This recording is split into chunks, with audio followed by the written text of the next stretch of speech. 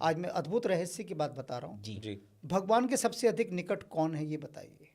सामान्य सा प्रश्न, बहुत सामान्य। सबसे अधिक निकट कौन है? भगवान के सबसे अधिक अधिक निकट निकट। वही है जिसके अंदर भाव है, जिससे भगवान से लगाव है। ठीक है, आप बताइए। हाँ, मेरी जितनी बुद्धि है उसके हिसाब से भगवान के निकट वो सबसे ज़्यादा है जो मतलब बुरा कुछ नहीं करता है और सोच जो किसी के लिए समर्पित है या सेवा, समर्पित जिसके है, अंदर सेवा सेवा है। में है। अब मैं नया उत्तर बताता हूँ जो जी। हनुमान जी ने मुझे बताया, चुपके बिल्कुल से बताएं। कान में बताया उन्होंने। जी जी जी। कहते जानते हो भगवान के सबसे अधिक निकट कौन है? हम्म। सबसे अधिक निकट पॉलिटिशियन है। कैसे? मजाक नहीं है, राजनेता। मैं बता रहा हूँ। हाँ हाँ, कैसे कैसे? कहते जो जितना बड़ा राजनेता है, जैसे जो मान लीजिए कैबिनेट मिनिस्टर है, तो बोले जो तुम्हारे यहाँ का इस समय धरती पर जो तुम्हारे भारतवर्ष में जो कैबिनेट मिनिस्टर है या बड़े बड़े मिनिस्टर हैं, कहते वो सबसे अधिक राम जी के निकट है, परमात्मा के। सिर्फ एक बाल बराबर का फर्क है। क्यों? एक बाल बराबर। मैं बता रहा हूँ ना, जो हनुमान जी ने बताया वही बता रहा हूँ। जी। कहते सबसे अधिक इधर वो बाल का फर्क हटा और भगवान उनके सामने प्रकट हैं और वो स्वयं भगवान में ही समा जाएंगे। इतने अधिक निकट हैं क्योंकि ये वो दिव्य आत्माएं हैं। इस समय जो भी या जब भी भारत की राजनीति में या कहीं की भी राजनीति में जो भी राजनीति के शीर्ष पर है, मतलब आप निगम पार्षद से लेकर, कहते हैं ना भगवान के पार्षद हैं, पार्षद से लेकर और राष्ट्रपति तक चले जाइए, ये जितने भी लोग हैं ये बड़ी दिव्यात्माएं हैं, उच्च आत्माएं हैं। क्यों? क्योंकि राम जी ने उनको कहा मैं तुम्हारे अधीन अपने लाखों जीवात्माओं को सौंप रहा हूं, तुम मेरे प्रतिनिधि हो। उनके प्रबंधन और भरण पोषण का दायित्व तुम्हें दे रहा हूँ। हाँ, तुम्हें दे रहा हूं, मतलब तुम राम हो, मेरे प्रतिबिंब हो तुम। तुम्हें मैं ये लाखों लोगों के भरण पोषण का, जैसे मैं प्रजा का पालन करता था, देखो ना कहाँ से चुना राम जी ने। अब आप तो कैबिनेट मिनिस्टर नहीं है ना मैं हूँ ना मैं, लोग कई एक हिमालय के महायोगी ने कहा था तुमको गवर्नर बनवा दूं उत्तराखंड का क्योंकि वो तीर्थ स्थान है ना। हाँ, सही बात। तो कहते कि ये स्वर्ग से भी अधिक सुंदर बन जाएगा अगर तुम्हें गवर्नर बनवा दूं, क्योंकि मैं जानता हूँ कि अगर तुम्हें बनवा दिया तो तुम दुनिया को नौकरी करना सिखा दोगे कि नौकरी की कैसे जाती है। तो मैंने कहा कि ऐसा हनुमान जी करने ही नहीं देंगे। उन्होंने कई बार मुझे प्रलोभन दिए, तुम ये चाहते हो, ये चाहते हो, तो मैं चुप रहा।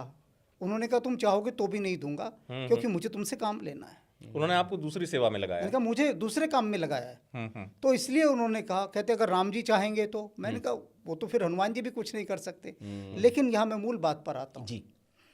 कि सोचिए इतनी खरबों अरबों आत्माओं के अंदर से राम जी किसी एक को चुनते हैं कि तू कैबिनेट मिनिस्टर बनेगा, तो कितने संचित पुण्य उसके रहे होंगे कि तब उन्होंने उसको चुना कि तुझे यहाँ मैं बिठाता हूँ और तुझे इतना ऐशो आराम देता हूँ कि जिसकी तू सपने में भी कल्पना नहीं कर सकता। सब सरकार देगी तुझे। सरकार नाम ही हनुमान सरकार जैसे कहते हैं। सरकार का मतलब ही क्या है? श्री राम राजा सरकार है ना। सरकार का मतलब ये कि सरकार के शरण में अगर आप चले गए तो फिर आपको कोई चिंता नहीं, ना आपको रोटी की चिंता, ना चिकित्सा की चिंता, ना किसी को बिल देना, आपको कुछ नहीं करना। एक काम करना है, प्रजा की सेवा करनी। और यहाँ पर माया अपना खेल खेलना शुरू करती है। कैसे? जैसे सांप सीढ़ी का खेल होता है ना। हाँ, तो 99 पहुंच जाता है, वहां सांप काटता है। हाँ, ऊंचाई जितनी मिलेगी। तो कहते इतनी ऊंचाई देने के बाद राम जी के पास एक कुत्ता फरियाद लेकर आया अपने। वो कहता है जी मेरे को न्याय चाहिए। तो राम जी बोले बोल क्या न्याय चाहिए? बोले जी जो सामने आदमी बैठा है ना, इसने मेरे पत्थर फेंक कर मारा और मैं चुपचाप बैठा था, इसे कुछ भी तो नहीं कह रहा था, और मेरा सिर लहूलुहान हो गया। तो राम जी ने उससे पूछा भाई तूने पत्थर मारा? बोला जी हाँ मारा मैंने। तो हनुमान जी बोले फिर तेरे को दंड दिया जाएगा। तो उस कुत्ते से क्या बता इसको क्या सजा दूं मैं, जो तू कहे। ऐसे ही था, साधु भीख मांगा करता था वहीं पर कोई। तो वो बैठा होगा, उसने पत्थर मारा, उसने सोचा शायद ये मेरा खाना खा लेगा। तो कुत्ता कहता कि राम जी आप इसको ना इस नगर का मठाधीश बना दीजिए, महंत। अब राम जी उसकी तरफ देखें, कहते मैंने दंड देने के लिए कहा है भाई, पुरस्कार देने के लिए थोड़ी ना कहा है। तो इससे क्या पता इतना उच्च पद दे रहा है कि यहाँ का मठाधीश बना दीजिए, कारण बता। तो बोला प्रभु कारण आप सब जानते, फिर भी आप मेरे मुख से ही सुनना चाहते हैं।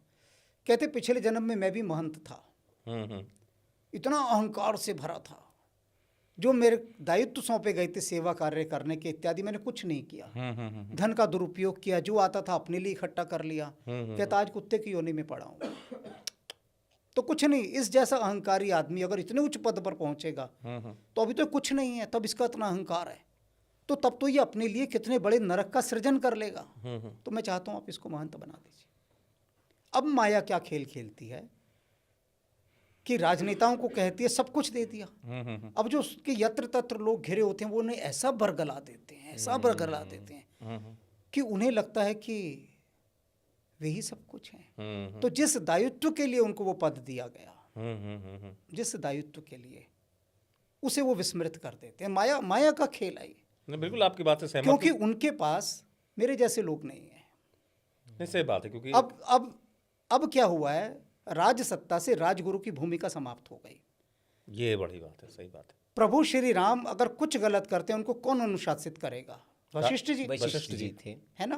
अब वशिष्ठ की भूमिकाएं समाप्त हो गई। अगस्त्य हैं, विश्वामित्र हैं, तो राम को कौन अनुशासित करेगा?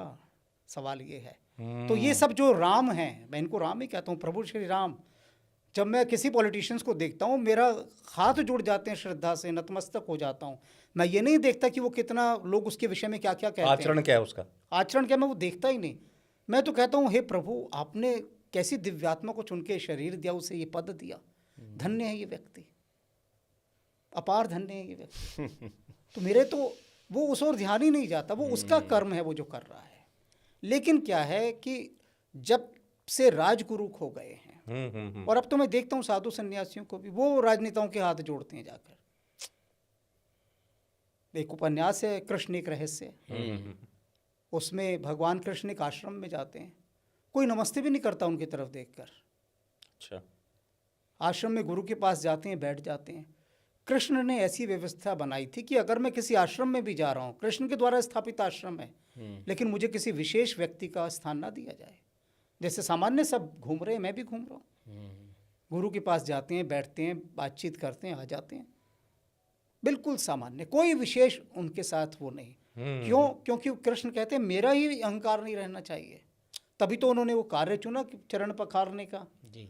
साधुओं के। मूल बात है कि जब हम अपने अहंकार पर दृष्टि रखते हैं और उसे निरंतर खदेड़ते रहते हैं, तब हमारे कुछ जुदार झरोखे खुलते हैं, तब प्रकाश की कुछ किरण आती है। लेकिन ये अपने किए नहीं हो सकता।